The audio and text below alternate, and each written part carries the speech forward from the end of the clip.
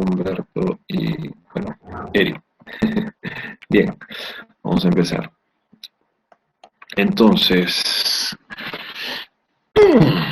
hoy tenemos, la semana pasada estuvimos hablando de los conceptos básicos de economía, comprendiendo eh, cuál era el objeto de estudios, finalidad, el método, qué diferencia había entre economía y economía política.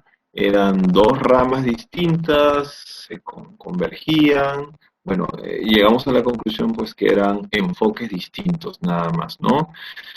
El enfoque, digamos, neoclásico era el enfoque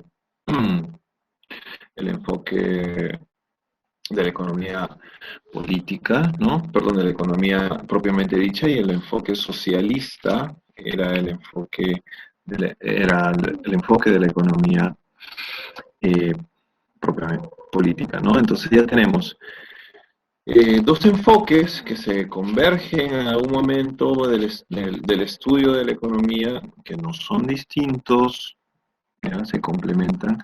Y ahora vamos a tomar a la economía propiamente dicha, ¿ya? Y vamos a hacer un estudio minucioso eh, para comprender, ¿ya? A diferenciar los principios de esta, ya que para estudiar una ciencia hay que desentrañarla, ¿no? Hay que estudiarla minuciosamente. Ahora, vamos a ver cómo se relacionan las diferentes ramas de la economía, porque ahora sí vamos a estudiar las ramas de la economía. Y finalmente, pues vamos a comprender en qué consiste, ¿no? En qué consiste la política económica, que es en realidad el fin último de todo este trajín que vamos a hacer hoy día, ¿no? De navegar por la ciencia económica, comprender la política económica. Suena un poco complicado al inicio, profesor, tantas palabras, tanta teoría. No, pero al final es algo muy práctico, ¿ya? Hoy ya lo vamos a ver. Bien, vamos a empezar. Y la pregunta para iniciar es, ¿por qué dividir la economía? ¿Hay alguna razón por la que los filósofos, economistas, estudiosos hayan dicho, oye, ¿sabes qué? Vamos a dividir la economía porque se nos da la gana de hacerlo? ¿Será así? Bueno, ¿qué crees tú? ¿No? ¿Por qué dividir la economía? En este caso, ¿no? En economía positiva y economía normativa. ¿Alguien tiene alguna idea por qué a alguien se le ocurrió, por ejemplo, dividir la economía? Si no hay opiniones, yo sigo nada más, ¿no? ¿Están vivos? ¿Algún coronavirus de repente? ¿Sí? ¿Alguna idea de por qué dividieron la economía? Estaban ociosos los economistas, los filósofos, y agarraron y dijeron, ¿sabes qué? La dividimos, porque no me cae bien. Bien, todavía están con miedo, bien, se aprovechan porque no estamos en aula, y bueno, presencialmente, pues si no yo los hubiera hecho hablar, pero va. Entonces, ¿por qué dividir la economía, no? En primer lugar, tengamos en cuenta esto, en que la economía tiene una finalidad práctica. ¿Recuerdan cuál era la finalidad práctica que hicimos la semana pasada? Era una sola, que era lograr el bienestar general. ¿Sí? Lograr el bienestar general. Tener una finalidad también teórica, ¿no? Que era recolectar información, ¿no? Luego sistematizarla, formular leyes, modelos económicos, pero su finalidad práctica no era otra que buscar el bienestar general y que todos los ciudadanos, logremos satisfacer la mayor parte de nuestras necesidades. Todos tenemos necesidades y la economía quiere, ¿ya?, que tú satisfagas todas esas necesidades. Entonces, esa es una de las razones de por qué la economía se divide, porque eso le permite estudiar, Ya a los economistas les permite un estudio mejor el hecho de dividir la economía. Bien, y también hay otra razón, es el uso de metodologías, ¿no? Entonces, una vez que la economía, los economistas deciden dividir la economía, pues hay que utilizar algún método, ¿no? Y en este método más o menos consiste en observar, diagnosticar y establecer soluciones, ¿no? Entonces, en este devenir eh, de dividir la economía es que precisamente le permita de manera más simple y fácil, porque si dividimos, vencemos, ¿no? Es como que tú estás en guerra con la economía, digamos así, y quieres estudiarla mejor, y en su conjunto va a ser imposible, porque la economía es infinita, ¿no? Así como los números. Entonces, si las dividimos, pues las vamos a poder encontrar mejor, ¿no? Las vamos a poder captar mejor. Así que tenemos que utilizar métodos, pues, ¿no? Y es primero observarla, diagnosticarla y al final establecer soluciones. Bien, hasta ahí todo claro en cuanto al por qué dividir la economía para estudiarla, ¿sí? ¿Todo bien? ¿En orden? Sí, profe, creo que está bien. No, profe, sabes que ya me morí, me dio un derrame cerebral. No sé, digan algo. Sí, profe, piensa, mira, qué bueno que no te dio un derrame a ti. Perfecto. XD, ¿no? Va, continuamos. Entonces, vamos a llegar a esta conclusión.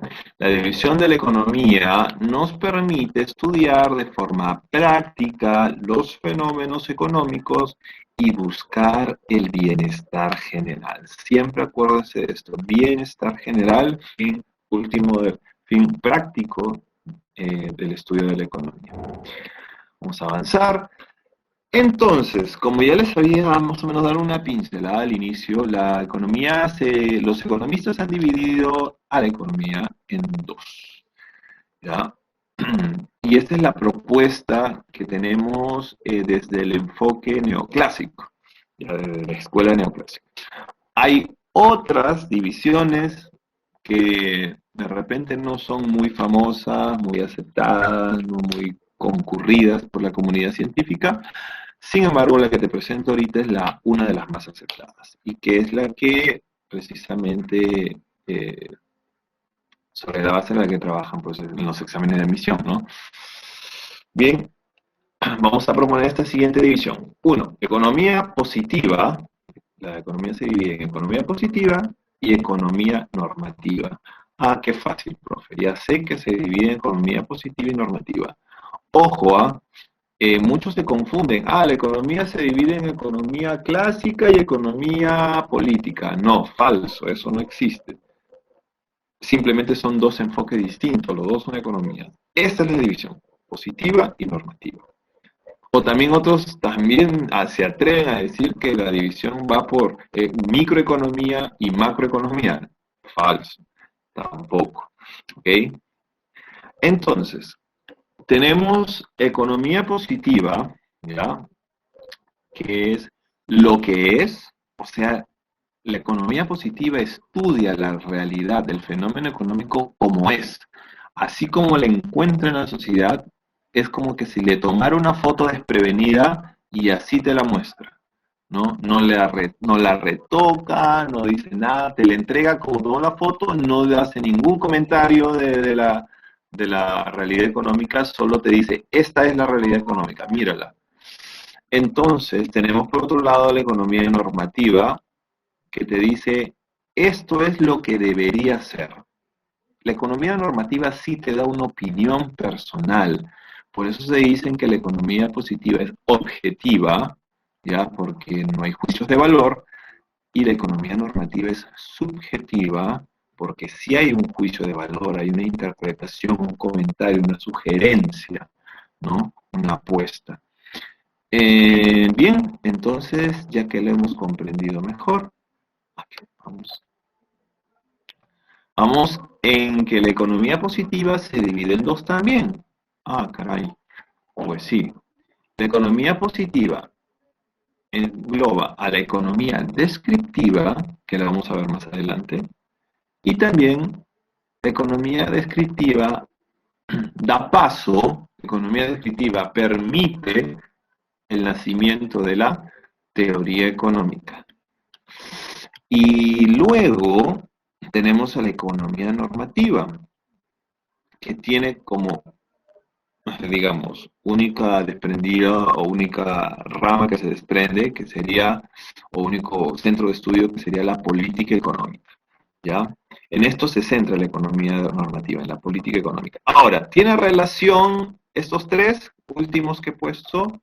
Sí, porque la teoría económica que está dentro de la economía positiva da vida a la política económica. Sin la teoría económica no existiría política económica. Y finalmente la política económica, al usar la teoría económica, valida a esta científicamente, digámoslo así. Ah, teacher, ya entendí. O profe, ¿no? Como quieran. Ya entendí. Entonces, las tres tienen relación, pero estas dos pertenecen a la economía positiva, ¿no? Son como que graduales, ¿no? Una le da nacimiento a la otra y al final esta valida esta. Va, creo que está bien, ¿no? Economía positiva es lo que es, tal como lo encuentra en la realidad, y la normativa es lo que debería ser. Ahorita lo vamos a profundizar, no se estresen, eso es todo lo que vamos a hacer hoy día, ¿no? Eso es, digamos, en síntesis. Ahora vamos a desglosar. Bien, vamos entonces primero con la economía positiva.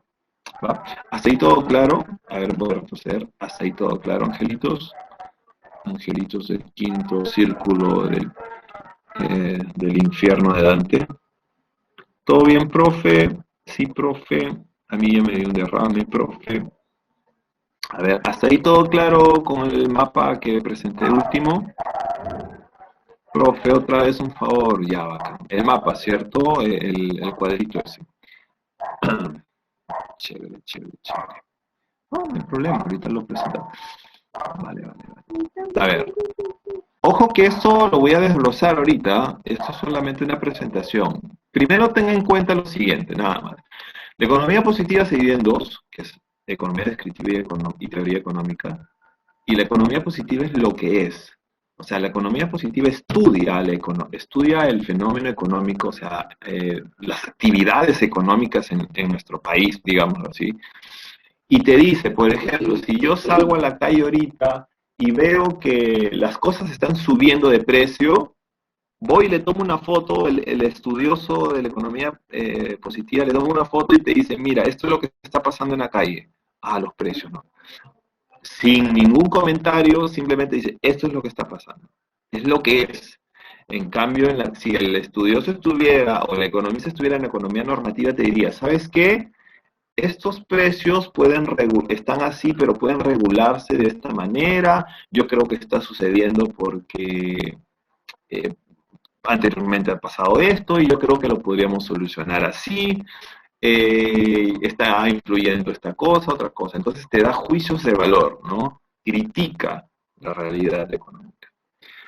Bien. Y esta simplemente tiene como, digamos, como una de sus ramas, no se puede decir así, o sea, como centro de estudio de la política económica. Esto es lo que estudia, ¿no? La economía normativa. Sí, digamos que es lo mismo, ¿no? Bien, creo que ahora sí fui claro, Alexander. Ahorita lo vamos a desglosar, ¿ah? Así que no te preocupes, es solamente el inicio, nada más, ¿no? Alexander, creo que ahora sí se murió. Ya, listo. Pasamos al siguiente. Tenemos la economía positiva como una de las divisiones, ¿no? ¿Qué cosa es? Es lo que es. Ah, chévere. Entonces aquí, en la economía positiva, vamos a describir, ¿ya? Y teorizar la realidad económica tal como es. Vamos a describir y teorizar la realidad económica tal como es. ¿Cómo es eso, profesor? Bien, la economía positiva nos va a permitir dos cosas. Primero, describir. Veo las noticias, veo que está subiendo el precio del papel higiénico y empiezo a describir todo lo que pasa, ¿no? el papel está subiendo tal día de febrero, en estas circunstancias, debido a que al parecer muchas personas lo están consumiendo y obviamente por efecto de la ley de oferta y demanda, pues el precio se está elevando. O de repente subió el precio de la materia prima con que lo fabrican, qué sé yo. Empieza a describir lo que pasa, ¿no? Simplemente describes. ¿Va? Y por otro lado, la economía positiva también nos permite teorizar. Ah, ya, bueno, entonces quiere decir que eh, durante, durante épocas de crisis, normalmente crisis, por este caso la pandemia, se generó una especulación, esta especulación de escasez, porque en realidad era una especulación, porque nunca faltó el papel higiénico. Al final el papel higiénico siempre estuvo en el supermercado, en los almacenes, solo que aquí nos enloquecimos, ¿no? Eh, entonces teorizamos, ¿no? Nos permite esta economía positiva decir, sacar una ley o una idea que esté comprobada de que cuando suceda esto, cuando la variable A y la variable B, digamos, o XY, se presentan en la realidad de cierta forma, va a suceder eso, ¿no? Es como que si decimos, si sumamos 1 más 1 nos va a dar 2. Entonces, eso nos permite teorizar, ¿no? La economía positiva. Ahorita lo vamos a ver de manera un poco más clara. Bien, vamos a un ejemplo de análisis positivo. O sea, cómo se hace un análisis positivo? Realizamos un análisis positivo, o sea, de la economía positiva, cuando describimos lo que ocurre con niveles de inversión ante los cambios de la tasa de interés. Ese es, por ejemplo, eh, sucede esto, ¿no? En nuestro país, por ejemplo, los niveles de inversión tienen una relación a los cambios de la tasa de interés, ¿no?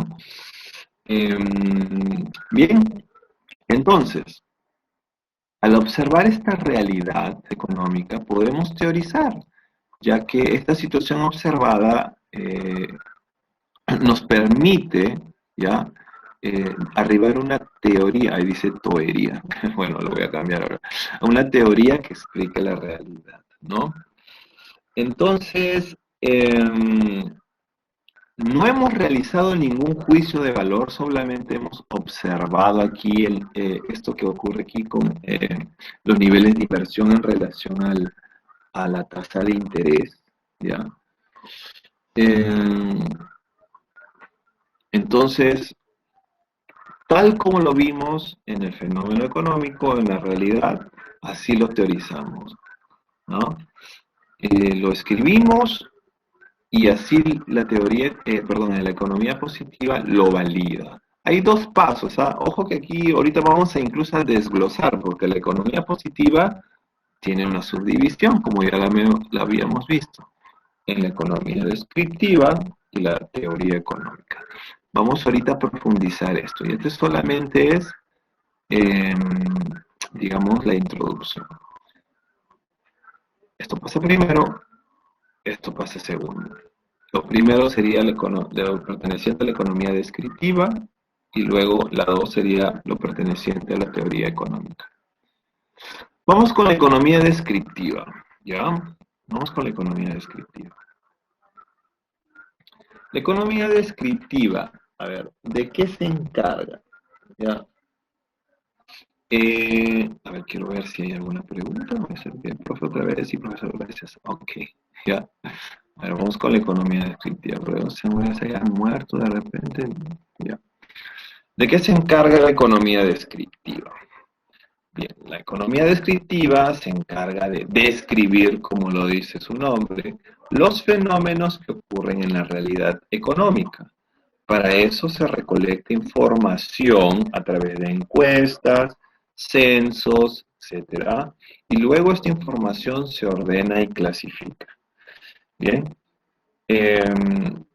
Luego tenemos como ejemplo, en este caso, la tasa de inflación en un momento determinado, el porcentaje de la pobreza, la producción nacional en un trimestre, entre otros. Entonces, si hay instituciones o hay personas que se dedican a estudiar, a recolectar información, a describir fenómenos económicos. Y estos son algunos de los fenómenos económicos que podemos describir. La tasa de inflación en un momento determinado, como en un momento hiperinflación en el caso del primer gobierno de Alan García, el porcentaje de la pobreza. Ahora vamos a entrar en un momento de recesión, ¿no? Y va a ser muy importante que la economía descriptiva nos otorgue datos, porque vamos a necesitar datos para poder teorizar, ¿ya? Y para luego, para que la política económica también pueda hacer bien su trabajo, ya la van a conocer en un momento. La producción nacional también se puede describir, ¿verdad? Entonces de eso se encarga la economía descriptiva. Digamos que tiene la chamba, el trabajo, en primer lugar de contactarse con la realidad y describirla. Es como que si tú mandas tu conejillo de indias, ¿no? Y al primero que mandes es como un espía, ¿no? Lo envías ahí a la realidad y le dices, ¿sabes qué? Descríbeme todo lo que veas, ¿ya? Y así como lo veas, me lo entregas el informe y yo ya veré qué hago luego, ¿no? Bien, entonces, de manera oficial en nuestro país, esta descripción del fenómeno económico o lo perteneciente a la economía descriptiva lo realiza. En primer lugar, el Instituto Nacional de Estadística e Informática, INEI, el BCRP, el Banco Central de Reserva del Perú, y otras instituciones creadas para tal fin. Podría ser el Ministerio de Economía y Finanzas o cualquier otra institución que sea creada para tal fin. Podría ser, por ejemplo, que ahora después de la pandemia creen alguna institución que se encargue, por ejemplo, de la reactivación económica. Y este va a tener que tener un área de investigación, de recolección de datos, porque sin datos no va a poder plantear sus políticas económicas, ¿no? Porque si no está enterado de lo que sucede en el país, cómo iría a ser, ¿no? Porque ustedes, como ya le había dicho antes, la economía descriptiva que estamos utilizando ahorita o estudiando ahorita pertenece a la economía positiva, que es lo que está en la realidad, ¿no?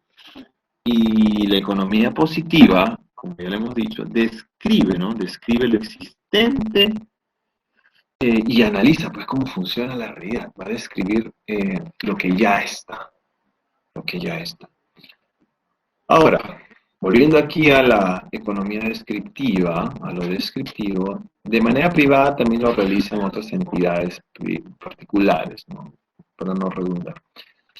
Y profesor, ¿qué otras entidades particulares también realizan eso? Pues hay institutos de investigación económica, siempre sale a hablar ahora por Latina, por ejemplo, la Sociedad Nacional de Industrias tiene un área de investigación de mercadeo, ¿no?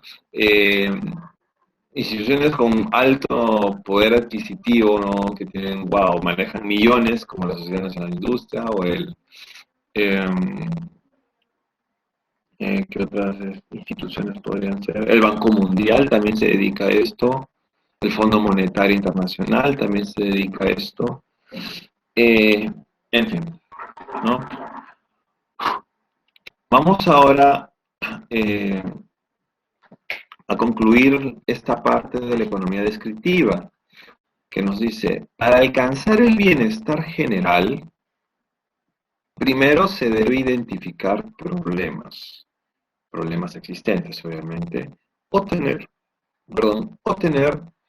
un diagnóstico. ¿Y quién nos da este diagnóstico o esta identificación de problemas? Pues nos lo da la economía descriptiva. Solamente la economía descriptiva se encarga de esto, ¿no? Nos pone, eh, nos pone digamos, el problema nos lo pone sobre la mesa, ¿no? Y nos dice, mira, esto está pasando en el país. Va. ¿Hasta ahí alguna pregunta en cuanto a economía descriptiva?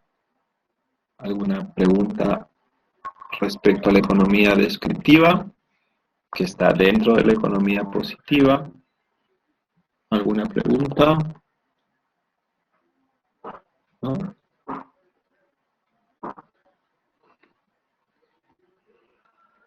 Bien, nadie. Aquí, Lucero, Joser, Santiago, Humberto, Alexander, Samira, Saitupa, acá hay un Esther, Tania. Bien, nadie más. Ok, yo continúo entonces. Digan sí o no, profesor, me morí.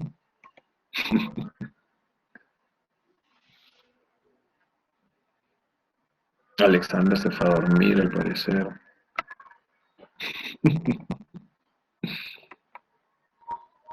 O mi internet está lento, también puede ser.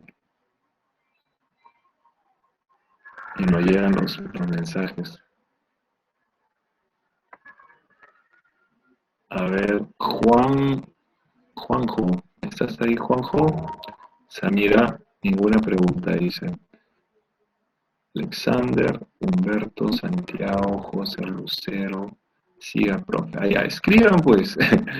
Si no escriben, entonces yo no sé si están vivos o no, para continuar bien. Sí, profe, siga. Ah, ya, bacán. Listo. Bien, entonces nos falta ahora la otra rama de la economía positiva, ¿cierto? Y no me voy a cansar de repetir, ¿no? La economía positiva es la que describe lo que existe, ¿no? Y luego lo analiza para saber así cómo funciona, ¿no? Y entonces nos permite formular explicaciones objetivas de la realidad económica. Vamos con la otra rama que dice que es la teoría económica. Entonces es como uno de paso a paso, ¿no? Si ya tenemos la información del problema económico, de lo que está sucediendo, recién puedo teorizar. Y de eso se encarga la teoría económica, ¿no? Bien, y aquí vamos a especificar. ¿De qué se encarga la teoría económica? De establecer las relaciones que existen entre la información obtenida por la economía descriptiva, de la información obtenida por la economía descriptiva. Además, analiza las causas de los fenómenos y plantea su solución. No solamente la economía, ya estamos en economía, en la teoría económica, no solamente es decir, ok, este problema tenemos en la economía peruana, sino ahora hay que buscar la solución.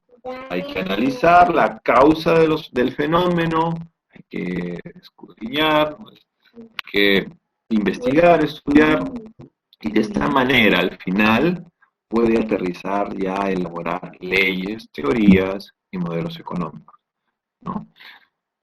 Entonces, de esto se encarga, ¿no?, la teoría económica, de darnos leyes, teorías y modelos económicos. Estas leyes luego le van a servir al siguiente paso, que era la política económica, ¿no? Pero nos centramos aquí primero en esta parte de teorizar. Esta teoría económica se subdivide en dos. Aquí recién va esta subdivisión que muchos la conocemos, que es la microeconomía y la macroeconomía.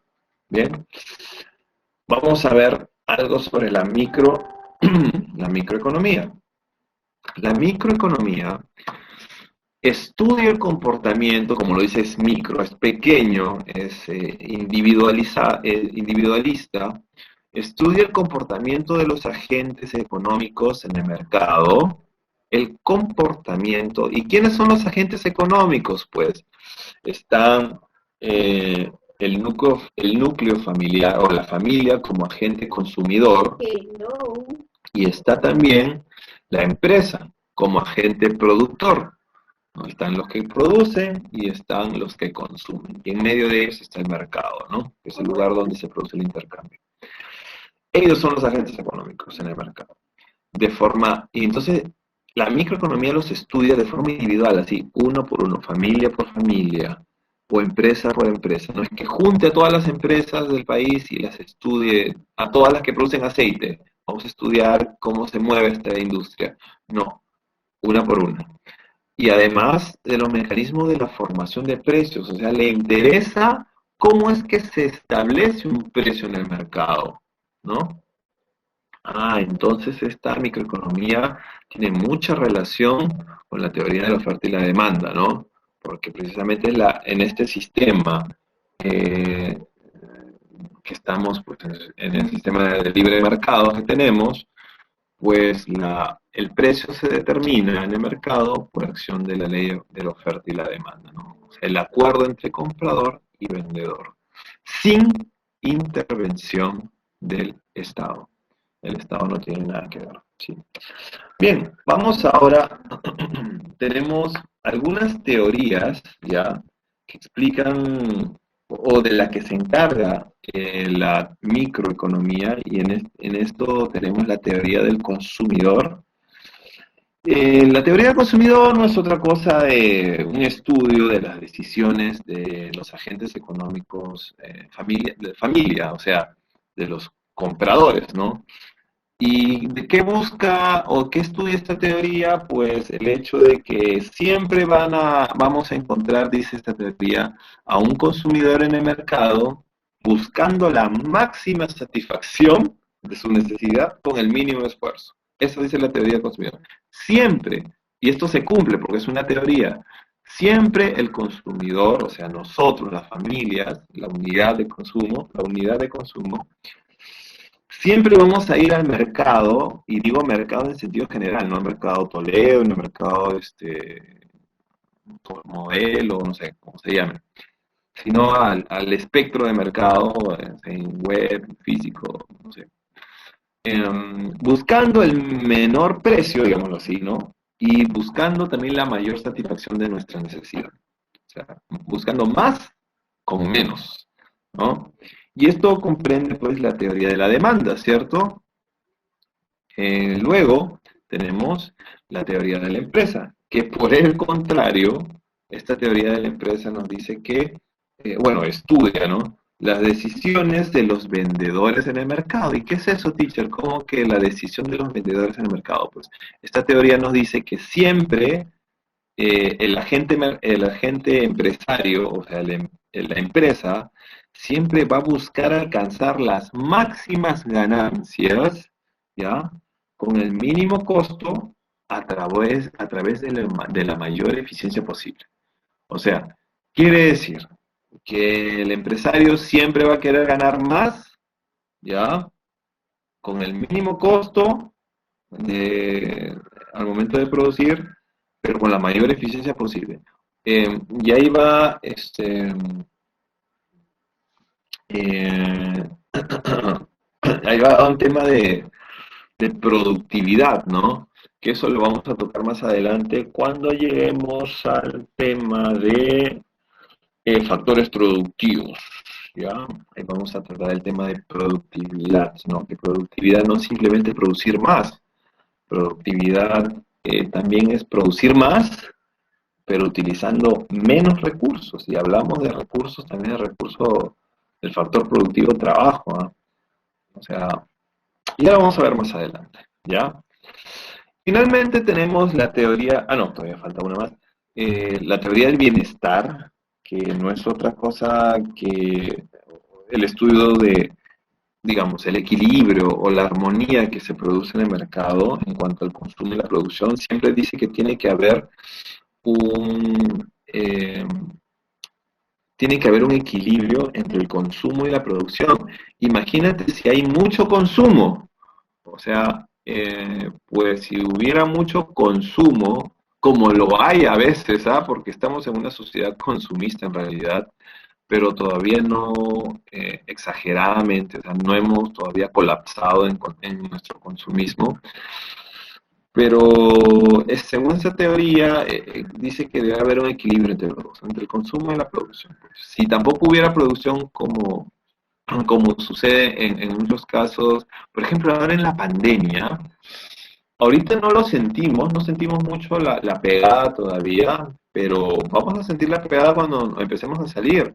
Y hay muchos productos que va a ser un boom, a pesar que la gente dice que no tiene plata, ya, pero en realidad sí la tiene, guardada en muchos casos, ¿no? Siempre bueno, no todos, pero digamos que hay un porcentaje que va a salir con poder adquisitivo a comprar ahora que acabe la pandemia y, y van a empezar a escasear algunos productos, ¿no ves que, por ejemplo, no hay stock? porque hasta que regresen los trabajadores, entonces que en Lima se produce todo, lo traen de China, ¿no? Hasta que de China vuelvan a mandar, o hasta que de Lima vuelvan a producir, ¿no? No hablo de alimentos, porque alimentos y medicinas sigue habiendo normal, pero va a haber un impacto, ¿no? Y va a haber por ahí de repente un exceso de consumo y los precios de repente se elevan, pero como es libre mercado, puede ser que los compradores también digan, no, entonces me puedo esperar hasta que lleguen los productos de donde vengan y el precio se regula, ¿no? Incluso puede haber que los precios bajen mucho, ¿no? O sea, es un poco impredecible todavía lo que va a pasar ahora al finalizar la cuarentena. Puede ser que nos beneficiemos, ¿no? Los que salgamos ahora a comprar y encontramos por los suelos. Por ejemplo, ayer me decían que hay productos, por ejemplo, sobre todo productos de escritorio, muebles, camas, todo eso que están baratos porque están metidos ahí en la tienda ya un mes, más de un mes, y, y necesitan pues renovar, ¿no? Y necesitan necesitan dinero. Entonces, también es una cuestión de necesidad, ¿no? Y, y vamos a aprovechar algunos, ¿no? Los que, bueno, los que tengan yo no es que tenga ahorita mucho que gastar, pero algunos van a salir beneficiados con eso. Bien, es solamente para ilustrarlos un poco lo que está pasando y lo que va a pasar.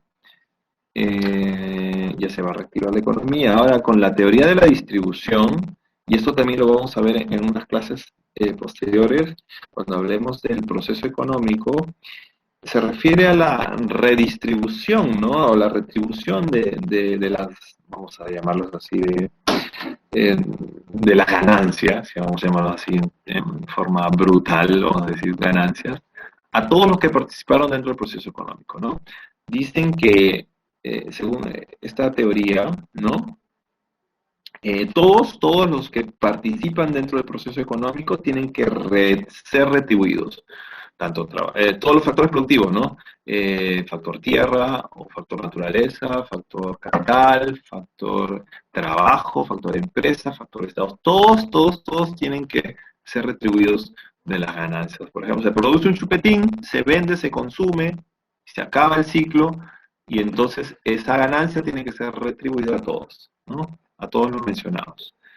Bien, vamos a avanzar y dice que tiene como principal representante de la microeconomía a Fred Marshall, quien aplicó herramientas matemáticas para el análisis económico. Y este fue un problema, simplemente usar herramientas matemáticas como era pues un estudio micro, pensó que con números iba a resolver el problema.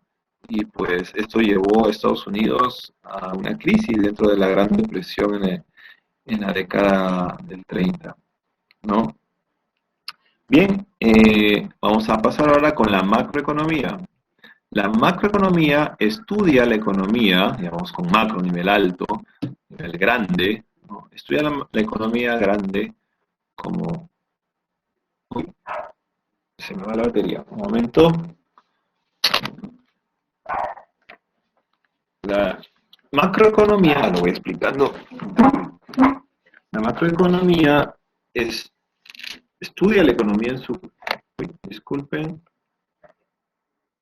que mi mouse está un poquito malo.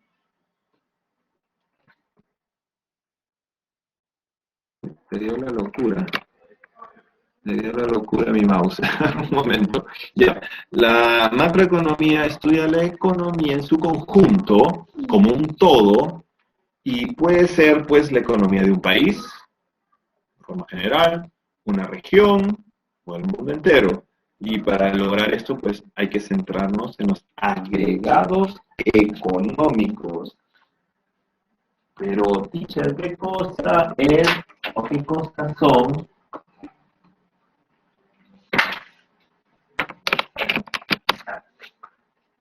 Perdón, se me cayeron los audífonos. Ahora sí. ¿Qué cosas son los agregados económicos? Los agregados económicos, primero los voy a mencionar.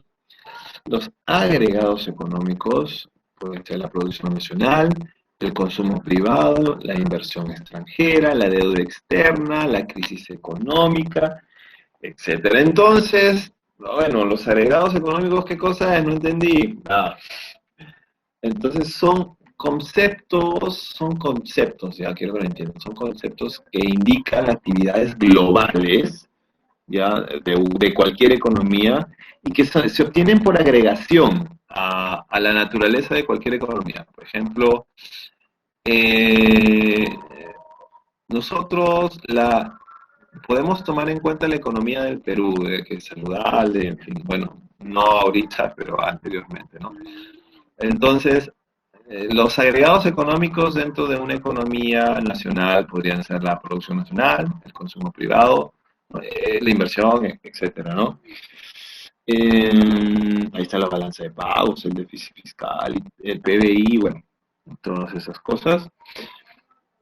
Eh, entonces, estos conceptos, porque los agregados económicos son conceptos, nos permiten hacer una reflexión a un nivel macro, ¿no?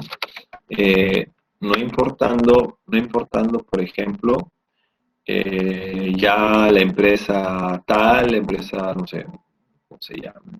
Eh, el cine, ya Cineplanet como una empresa sola, sino ahora toda la industria cinematográfica, bueno, de salas de proyección de películas, y quizás de todo el Perú, o de toda Latinoamérica, o de todo el mundo, ¿no?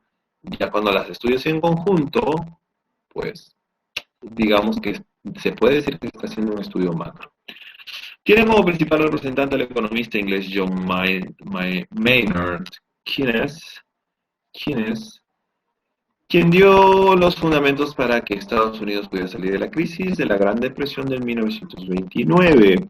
Ya pasaron de tomar la economía micro, o de darle importancia a la microeconomía, a saltarse un poco a la macroeconomía. Bien, ahora vamos con, digamos, entonces podríamos resumir, uy, ¿qué pasa conmigo? Podríamos resumir entonces, ¿ya? Que la microeconomía se ocupa de la producción de determinados bienes y servicios de empresas, se va siempre esto, no sé por qué, ¿ya? Y de un gasto específico. La microeconomía estudia solo la parte de un todo, ¿ya? Solo la parte de un todo. Puede tomar como datos, claro, usa a la macroeconomía, la micro utiliza al macro para obtener datos de ella, pero solamente como referencia o para tenerlo como variables, ¿no? Pero no lo toma del todo en sí. Y la macroeconomía, pues es lo contrario, es el funcionamiento de la economía en su conjunto, ¿no? Como un todo y busca, pues, responder a cuestiones ya más globales, por ejemplo, el empleo en general, ¿no? Vamos a buscarle una solución o una explicación, no solución, una explicación al empleo, o perdón, al desempleo o al subempleo. Entonces, pues hagámoslo desde la macroeconomía, ¿ya? Bien. Eh, ¿Hasta ahí alguna pregunta? O sea, de repente se murieron. ¿Una pregunta?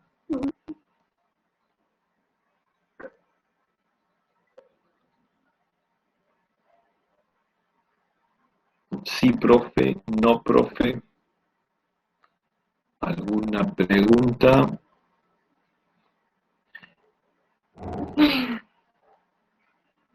Ajá, un ejemplo de macroeconomía. A ver, por ejemplo, si queremos establecer mm, cuál es el nivel o la tasa de desempleo en el país, que ahorita debe estar por los aires, ¿no? No lo podemos hacer desde la microeconomía, porque la microeconomía solamente nos podría dar datos de el nivel de empleo que genera una empresa. Por ejemplo, esta empresa la hemos estudiado y genera 100 puestos de trabajo. Ya, genial. Y aporta aporta para el desempleo de esta ciudad, aporta tal, no aporta, para reducir el desempleo de esta ciudad aporta un 1%, no sé, ya, cosas así, ¿no? Sin embargo, si yo quiero estudiar el desempleo en general a nivel nacional, ¿no? Pues tengo que hacerlo desde la macroeconomía, ¿ya? Y ahora, tanto la micro como la macro se usan a la teoría, perdón, a la economía descriptiva, ¿no? Y tienen que obtener datos primero de la realidad a través, de, por ejemplo, del INEI para ver el nivel de desempleo. Ustedes saben que el INEI a través del censo genera datos así, ¿no? Nivel de pobreza, desempleo, qué tipo de industria produce más en el Perú. Bueno, todos sabemos que entre las mejores está la agricultura, la minería. Entonces, esos datos lo utiliza la macroeconomía para establecer teorías, ¿no? Ah, miren, el nivel de desempleo crece en los meses de julio y agosto, por ejemplo. Por alguna razón, por ejemplo, bajan las exportaciones y hay más despidos. ¿Y por qué bajaron las exportaciones? Porque según la economía descriptiva, una que otra industria no produce mucho en esos meses, ¿no? Y como tenía contratos no fijos, pues despedía al personal o le hacía un contrato bamba también, porque en el Perú los contratos bamba abundan, ¿ya? O sea, los contratos imperfectos, ¿ya? Entonces eso sería una de las formas de cómo la macroeconomía estudia a nivel general un problema, y ya tenemos uno que era el desempleo, no, ahora está el consumo privado, la inversión extranjera, por ejemplo. Pues no es posible, para la economía no es posible solamente estudiar a un inversor, sí, inversor, sí, sino, perdón, inversionista, un lapsus, a un inversionista, sino a su conjunto, y en su conjunto de una misma industria, ¿no? Hay inversionistas en minería, por ejemplo, en extracción de minerales, ¿sí?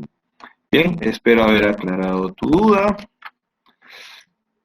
Vamos ahora, sigue mal, con la economía normativa. Ya hemos acabado con la economía positiva, que tenía entre sus ramas a la economía descriptiva, a la teoría económica, ¿no? Y ahora hemos acabado con esta rama, ahora vamos con la siguiente, que es la economía normativa, la segunda división de la economía, ¿no?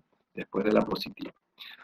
¿Y qué cosa es la economía normativa? Lo que debería ser. Ahora vamos con los juicios de valor, vamos a opinar, ¿no?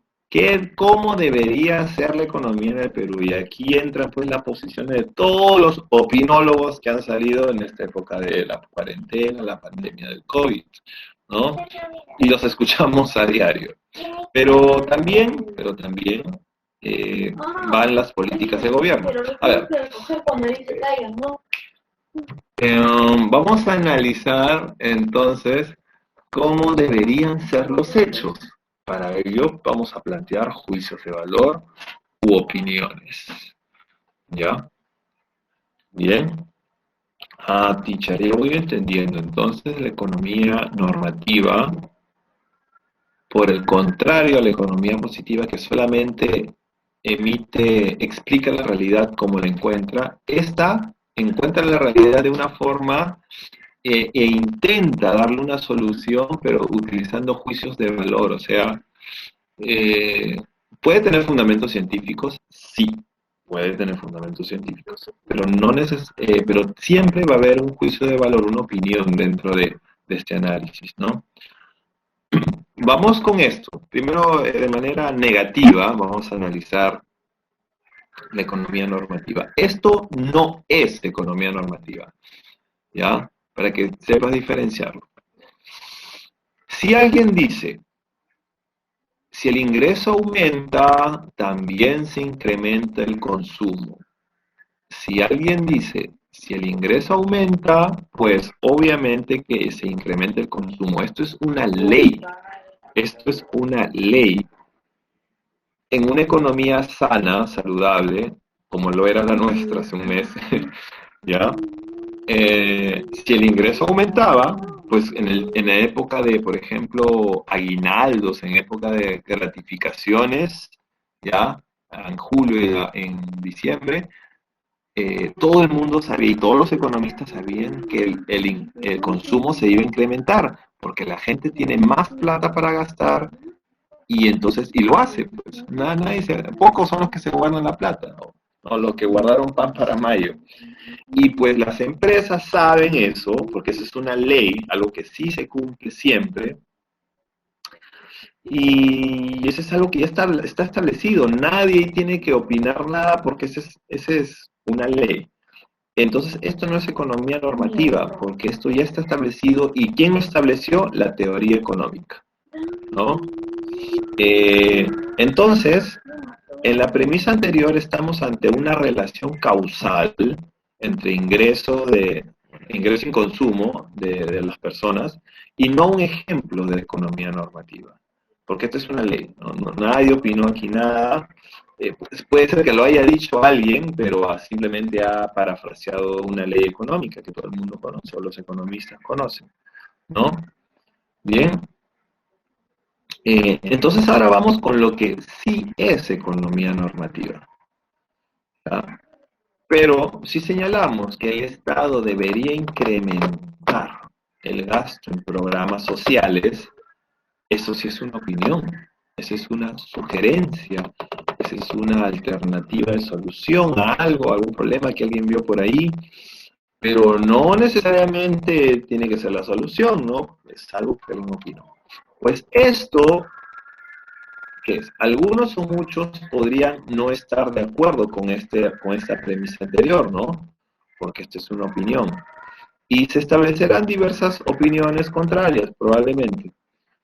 Esto sí es economía normativa, ¿no? Esto pertenece a la economía normativa, ¿sí?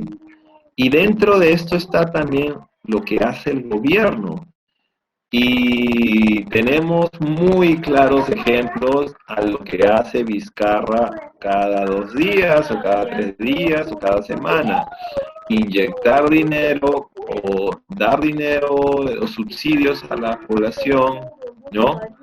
Que él piensa que con eso la gente iba a dejar de salir y dejar de enfermarse y dejar de colapsar el sistema de salud, pero es algo que no ha funcionado. Se dan cuenta cómo la gente discrepa, no deben dar subsidios, no deben dejar salir a tal, sí deben dejar salir a tal, deben dar bono, no deben dar bono, deben dar canastas, sí deben dar canastas.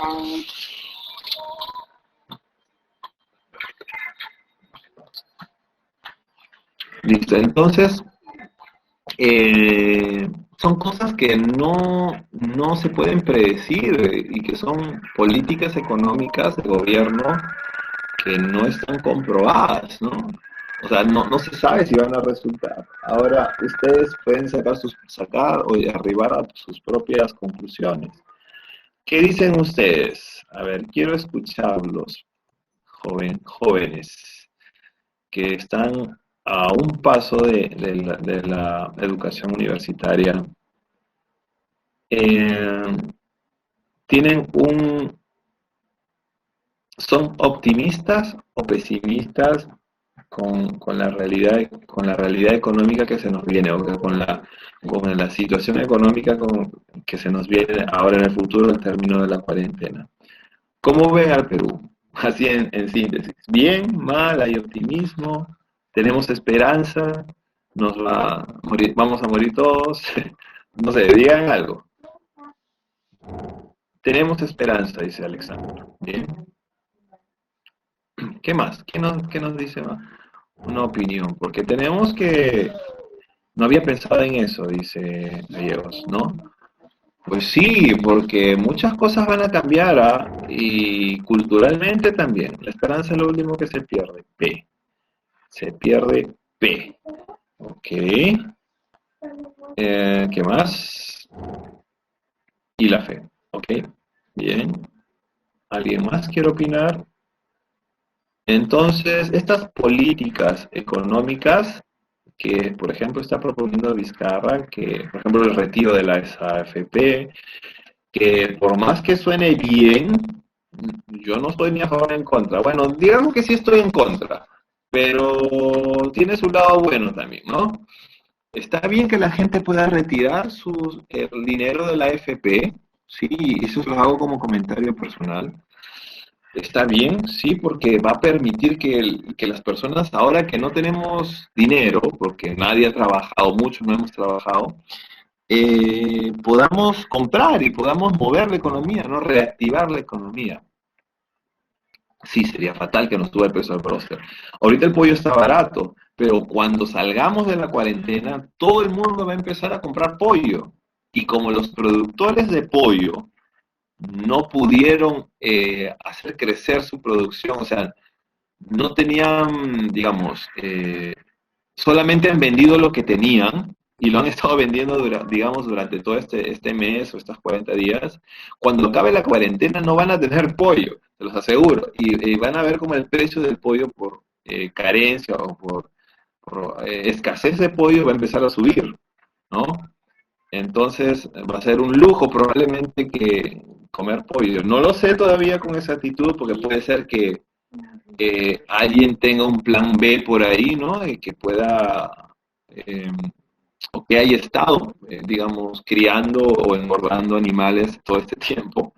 Aunque es raro porque para eso necesitaría trabajadores, porque todo se ha paralizado, la ganadería también. A gran escala. Pues vamos a... estábamos en lo de la FP, ¿no? Entonces, como vamos a tener dinero para gastar, pues es bueno, sí, pero ¿qué pasa en el futuro? En el futuro, imagínense que yo ahorita tenía en mi FP 5.000 soles, imaginen, ¿no? Y lo retiré todo porque me permite 4.500, bueno. Entonces, yo bacán, ahorita me compré mi televisor, mi Smart TV, me compré una laptop, me compré, comí bien, comí por la brasa, salía, y todo, me di la gran vida, ¿no? Porque tenía dinero en mi FP. Y la FP ustedes saben pues que es pertenece al sistema de pensiones, ese es nuestro futuro, o sea, aportamos cada mes, nos descuentan nuestro sueldo para que luego cuando seamos viejos y no podamos trabajar, nos devuelvan ese dinero mensualmente, ¿ya? O de cualquier otra manera nos lo devuelvan para que podamos vivir hasta nuestros últimos días. Entonces, ¿qué pasa si ahorita retiro todo lo que me van a dar en el futuro? Pues en el futuro no voy a tener nada o voy a tener menos, ¿no? Entonces, eh, eso está un poco bravo. Ahorita no vamos a tener problemas. Dice, pero si uno muere antes de cobrar el AFP, ¿a dónde va? Es una muy buena pregunta, ¿ah? Es una muy buena pregunta. No te la puedo responder con exactitud porque esto pertenece al derecho eh, de seguridad social, ¿ya? Eso lo puede responder un abogado que sepa, o sea, yo también soy abogado, pero un abogado experto en seguridad social. Y va a depender también de las condiciones de KFP, pues KFP te dice, al momento de hacer el contrato, te dice las condiciones, ¿no? O sea, usted señor, si en caso muera, pues claro, sí, obviamente que sí, no es que se pierda. En caso de fallecimiento y yo no cobré ni un sol, tengo hijos, tengo hijas que se van a quedar desamparados, ¿los pueden cobrar ellos? Claro, porque el derecho te ampara a ti, ¿no? Si tienes hijos menores de edad y ellos dependen de ti, pues obviamente que los pueden cobrar. Incluso las viudas también pueden cobrar AFP, ¿sí? Sí, las viudas. Porque imagínate que tú tienes una esposa y tú eres el único que trabaja, y que recibes AFP, no para en la vejez.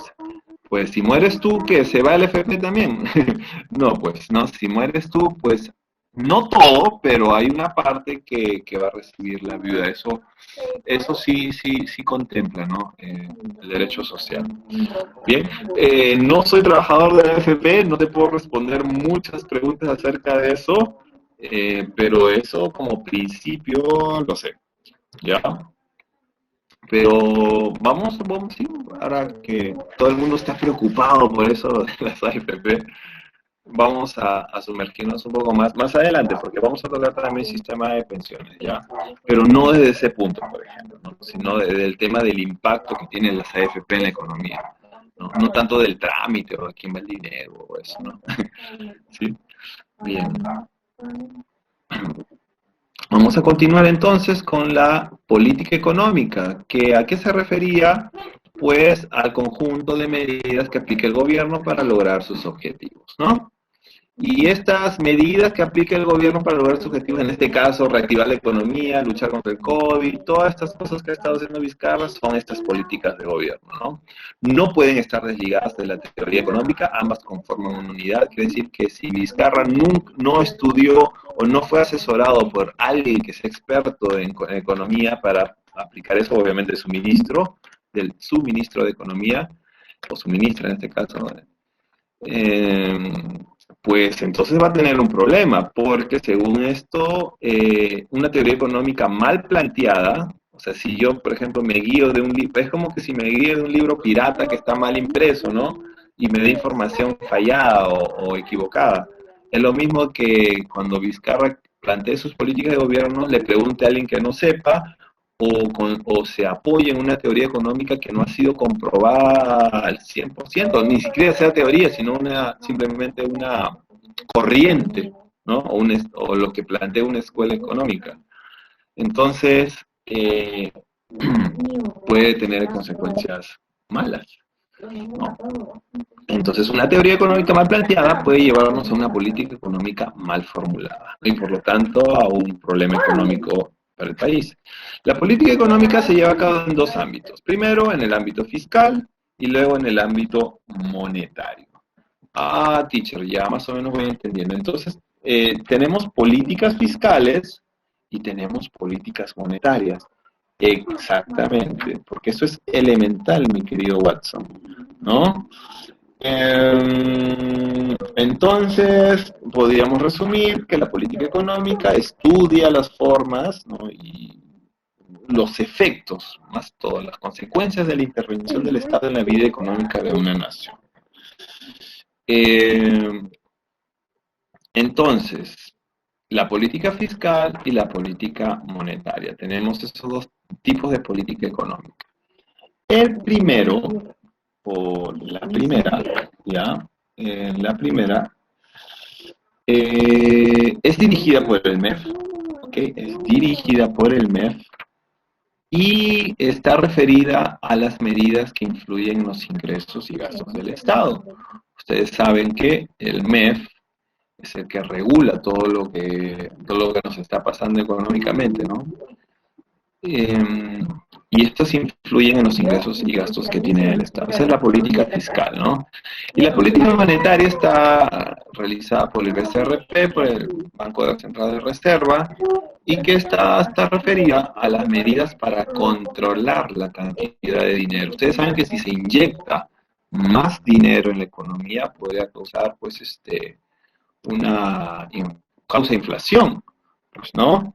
Hay una especulación de mucha cantidad de dinero.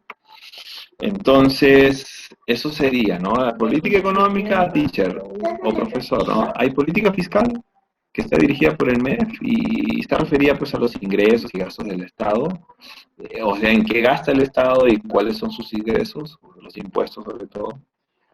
Y la política monetaria, pues, que es la inyección de moneda, de dinero en la economía, qué cantidad de dinero debe existir y que está regulada por el BCRP. Incluso el BCRP también regula la cantidad de dólares, el precio del dólar en Perú, ¿no? Bien, finalmente, a través de la política monetaria se va a mejorar la vida de la población como parte del bienestar general. Recuerda siempre esto, todo lo que estamos estudiando tiene un único fin, una finalidad práctica, que es a través de todo esto, lo único que se quiere es mejorar la calidad de vida de la población como parte del bienestar general. ¿Y qué es el bienestar general? Es la mayor satisfacción de necesidades o la satisfacción de la mayor cantidad de necesidades que las personas o familias tenemos. Eso es lo único que quiere la economía, ¿no? Bien, Ahora la economía o la política económica tiene objetivos. Y con esto acabamos, angelitos. Primero, tiene como objetivos principales el desarrollo económico, ¿ya?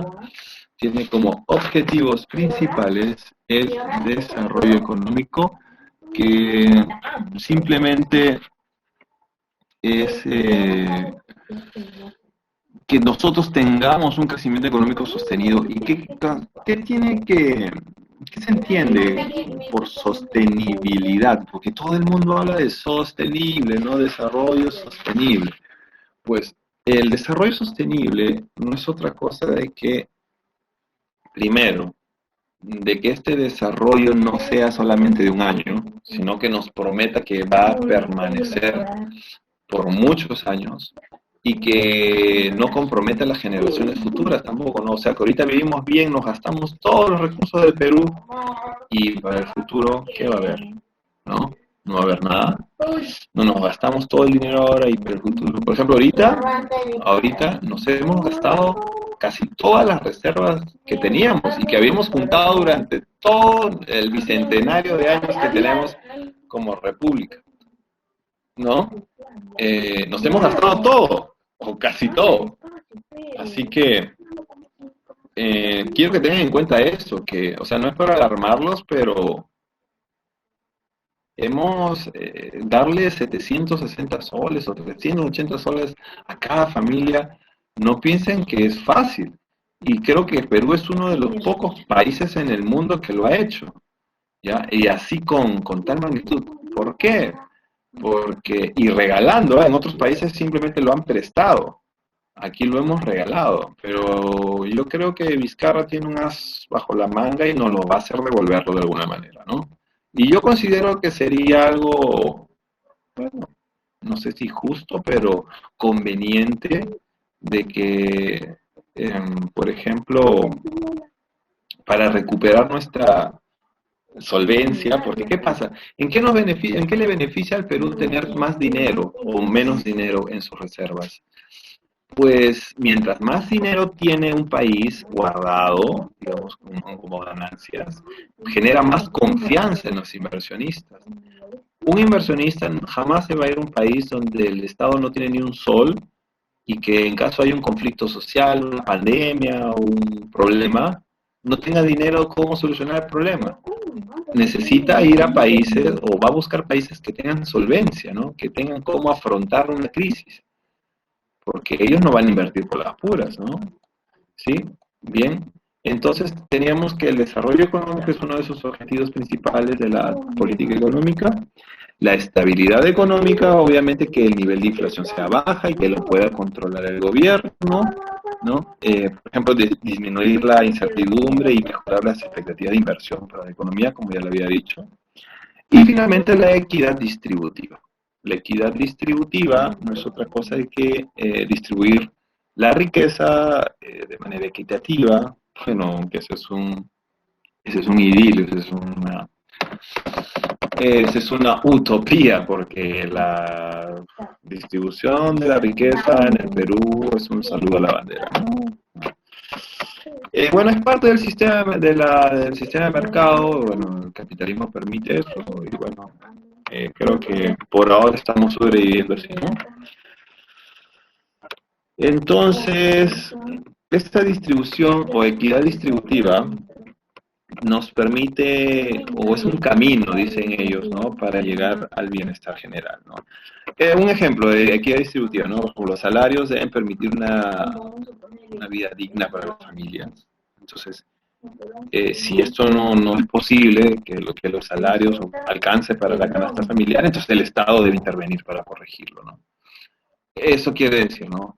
Por ejemplo, ahora en estos últimos tiempos de pandemia no había salarios o había poco, entonces el Estado tuvo que intervenir, ¿no? Entonces, había gente que decía, quédate en casa, no te muevas, no quédate en casa, no salgas, ustedes han escuchado, ¿no? Pero esos que decían quédate en casa es porque tenían dinero para quedarse en casa. En cambio, el que no tenía dinero para quedarse en casa tenía que buscar, aunque sea vender, no sé, vender mascarillas en la calle para poder solventar la comida diaria. Y ellos Y eso es lo que pasa, es por eso que el Estado tuvo que intervenir, ¿no? Para distribuir equitativamente o que todo, e intentar de que todos tengan al menos para sobrevivir en la pandemia, ¿no? A eso se refiere la equidad distributiva, ¿no?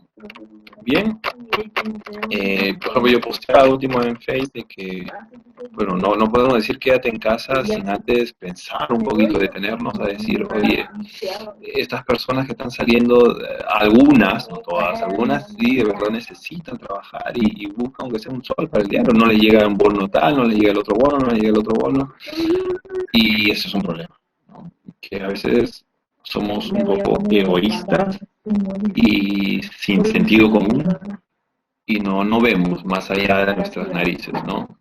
Eso es algo malo que tenemos que cambiar para después de la pandemia. Ya cuando conversemos con nuestros vecinos, amigos, oye, no tenía ni un sol, no sabía qué hacer, puede ser que te diga sí, o puede decir, no, sí, tenía un ahorrito por ahí, con eso sobreviví en la pandemia. Pues vas a escuchar historias así diferentes y vas a comprender, ¿no? ¿Por qué alguien salió? ¿Por qué alguien no salió? ¿Por qué no funcionó la cuarentena? ¿Por qué sí funcionó? Bien, eso ha sido todo en cuanto a este es un esquema de resumen, ¿no? Y tenemos la economía positiva, que se divide en economía descriptiva y teoría económica, y que una da paso a la otra y la otra a la otra, y en este lado la economía normativa, como deberían ser los hechos, ahí está la política económica, ¿no? Ya está de más ya volverles a mencionar. Tengo una pregunta, propuestas, ahí he puesto una capturita. Primera pregunta, ¿la conducta del consumidor en el mercado es estudiada por ¿quién dice la respuesta? Así rapidito porque ya sé que están ahí. Profe, entonces, ¿cuál sería el negocio más rentable en estos momentos para las personas? A ver, eso te lo respondo al final, ¿ya? A ver, lo voy a tener en cuenta, pero ahorita las preguntas de propuestas. La conducta del consumidor en el mercado, acuérdense de conducta, comportamiento. ¿Quién estudiaba el comportamiento de los consumidores en el mercado individualmente? ¿Quién estudiaba individualmente al consumidor en el mercado? La D dice, ¿será la D? ¿Qué dicen los demás? ¿Quién estudiaba la conducta individualmente? O sea, del agente económico, en este caso familia, ¿no? Que eran los agentes consumidores. ¿Quién los estudiaba? La D, José dice la D, por 2, por 1000, Humberto dice la D. Vamos a ver qué dice nuestro... Ajá, perfecto, teoría microeconómica. Claro, pues la microeconomía estudia individualmente a las personas, ¿no? O a las familias y su comportamiento. Vamos a la 2. La se encarga de explicar las causas de la variación del precio de un bien en el mercado, ¿ya? Y se encargan de explicar las causas de la variación del precio de un bien en el mercado. ¿Quién será?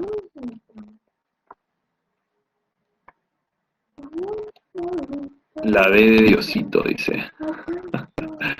¿Quién será el que se encarga de explicar las causas de la variación del precio del mercado? Habíamos dicho que una de estas dos, la microeconomía o la macroeconomía, se encargan de explicar las causas de la variación del precio del bien en un mercado. El precio de un bien, el precio de un bien nada más, ¿no? Mira, ¿quién se encargará de explicar las causas de la variación del precio de un bien en el mercado?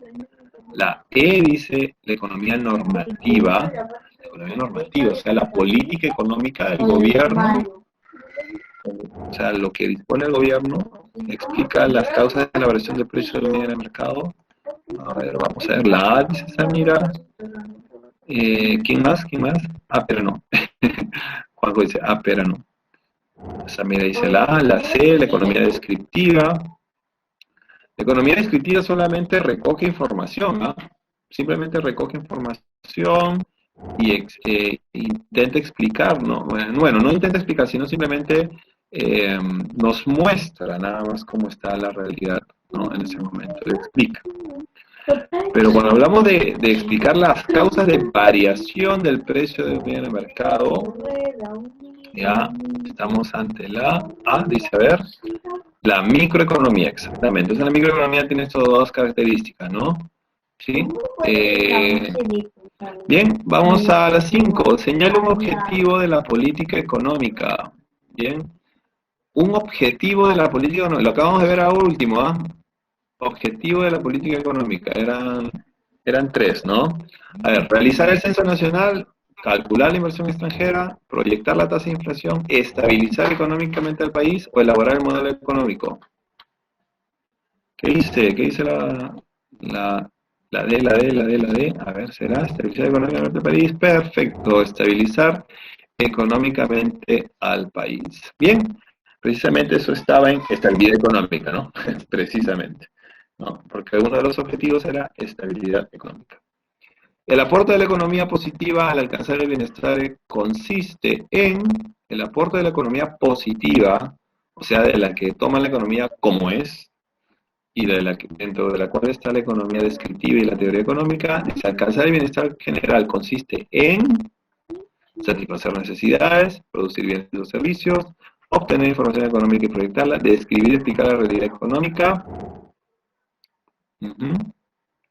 ¿Cuál es el aporte de la economía positiva para lograr este fin? Facilito, ¿ah? La DDDC, obtener información económica y proyectarla, suena bien. José dice la D. A ver qué dice. La D. Precisamente de eso se encarga, ¿no? Por eso está la economía descriptiva, que describe, ¿no? Y luego está la teoría económica que le explica, ¿no? Ahí está, uno está describir y el otro está explicar, ¿no? Ahí donde está la micro y la macroeconomía, ¿no? Porque la micro y la macroeconomía te explica a través de teorías, ¿no? Bien, perfecto, eso ha sido todo. Gracias por su atención. Son 8:28. Esta clase ha acabado. Ah, y había una pregunta, ¿sí? Por ahí hay una pregunta, profe, dijo... Entonces, ¿cuál sería el negocio más rentable en ese momento para las personas? Buen punto, pero a ver. Definitivamente, a ver, wow, ahorita, a ver, a partir del 10 de mayo, perdón, decía, el 10 de mayo, yo creo que hemos estado, yo creo que deberíamos pensar primero en qué es lo primero que vas a necesitar, qué es lo que dijiste, qué es lo que dijiste que ibas a hacer apenas terminada la cuarentena, qué es lo que te urge. Entonces, si tú piensas en qué es lo que te urge y en todas las personas en tu casa, en tu cuadra, les surge lo mismo, eso es el negocio rentable, o sea, porque la gente va a salir y va, por ejemplo, yo lo que voy a necesitar es un corte de cabello y creo que todo el mundo va a necesitar un corte de cabello. Entonces, el negocio más uno de los negocios más rentables va a ser